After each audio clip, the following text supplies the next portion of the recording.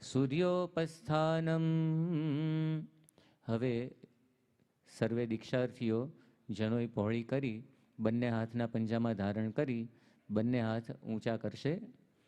Hari Om તચ્ચક્ષુર્દેવહિतं પુરસ્તાच्छुक्रमुच्चरत પશ્યેમ શરદઃ શतं જીવેમ શરદઃ શતગું શ્રેણુયામ શરદઃ શतं પ્રબ્રવામ શરદઃ શતમદીનાઃ Syama શરદઃ શतं ભૂયશ્ચ શરદઃ શતાત.